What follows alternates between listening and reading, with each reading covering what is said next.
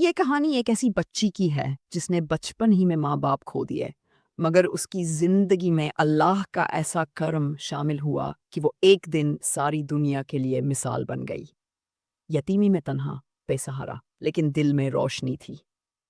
زینب صرف 22 سال کی تھی جب والدین کا ایک حادثے میں انتقال ہو گیا۔ وہ نانی کے گھر آ گئی جو غریب تھی، لیکن دل بہت بڑا تھا۔ کپڑے پرانے، کھانے کی کمی، اسکول جانے کی سہولت نہیں تھی، لیکن زینب ہر وقت اللہ سے باتیں کرتی، یا اللہ مجھے اپنے قریب رکھنا۔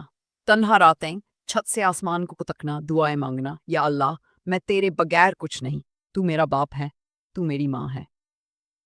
ایک دن نانی بیمار ہو گئی اور چھوٹی زینب نے بازار جا کر محلے والوں کے کپڑے دھونا شروع کر دیے۔ ایک دن وہ مسجد کے باہر صفائی کر رہی تھی، ایک بزرگ عالم نے دیکھا۔ انہوں نے اس کی دعا سنی اور زینب کو مدرسے میں داخل کروا دیا۔ مدرسے میں سب بچیاں اس کا مذاق اڑاتیں۔ یتیم ہے، فقیر ہے، لیکن وہ جواب دیتی، اللہ نے مجھے چنا ہے، تمہیں نہیں۔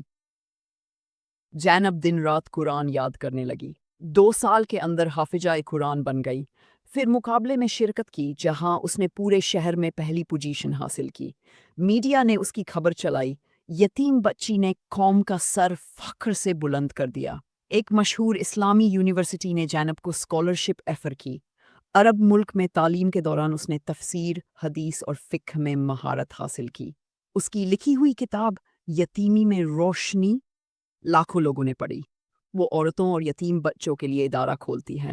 دن بھر مصروف، رات کو سجدوں میں گری ہوتی۔ وہ ہمیشہ کہتی، میں جو کچھ ہوں اللہ کے کرم سے ہوں۔ یتیم ہونا کمزوری نہیں، اللہ کا قرب ہے۔ اس کی آواز قرآن میں ایسی تھی کہ لوگ سنتے تو روتے۔ نانی کا انتقال ہو گیا۔ زینب نے ایک خط نانی کے لیے قبر پر پڑھا، آپ نے مجھے بچایا اور اللہ نے مجھے سنوارا۔ اب میں بھی کسی یتیم کے لیے وہی بننا چاہتی ہوں جو آپ میرے لیے بنی۔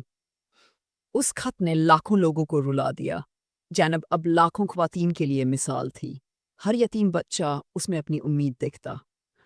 یتیمی کمزوری نہیں، اللہ کی طرف سے قرب ہے۔ جو اللہ کے در سے مانگے گا وہ کبھی خالی نہیں جائے گا۔ اس نے پاس یتیم بچوں کو عالم اور حافظ بنایا۔